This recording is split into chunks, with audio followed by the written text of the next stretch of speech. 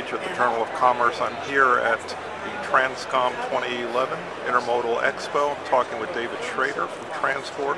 David is Senior Vice President of Operations for Freight Services. TransCore is a truckload-focused technology and services provider in the truckload sector.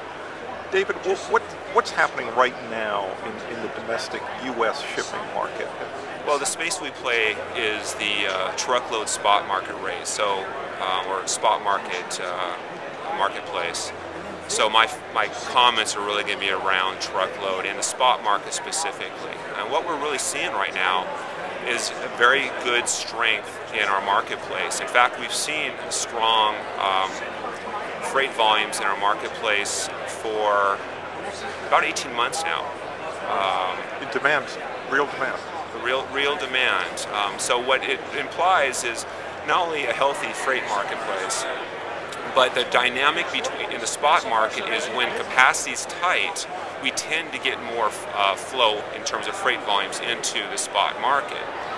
And we've certainly seen that. In fact, a colleague today would discuss that over the last 24 months on a year-over-year basis. So October of 11 versus October of 10, we've seen continually increased levels on a year-over-year basis for the last 24 months. So we continue to see good, healthy market or freight in our marketplace. And that's largely spot. So does that mean, is that a result of shippers perhaps postponing, keeping low inventories and looking to get goods to market faster?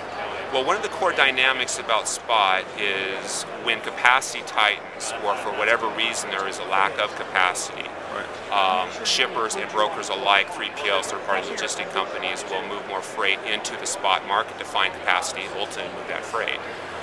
So it's whether it's an absolute increase in freight, I got to believe there's a dynamic there. So there's definitely an increase in freight volumes. But this is also a reflection on a more challenging capacity environment in terms of trying to find capacity to move that freight. Right. Well, certainly carriers have been keeping capacity tight and been more disciplined this year. Is that fair? It seems that they have been, kind of like the airlines have done. They've really learned from past and have kept capacity tight. Not tight, but they've replenished, but it doesn't appear that they're significantly or materially adding to their fleets.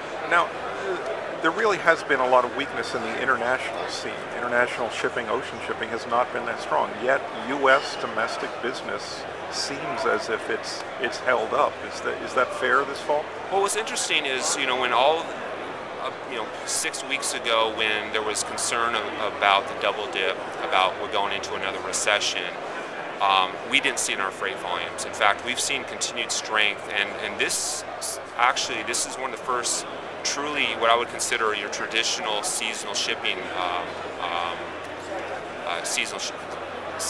We're seeing seasonality in the overall marketplace, and we haven't really seen that for a number of years. So from our perspective, this shipping cycle looks like a more traditional seasonal shipping cycle. We have not seen the normal downturn. We've seen continued building of freight volumes in our marketplace for the last number of months, back to the summer. That sounds like a peak.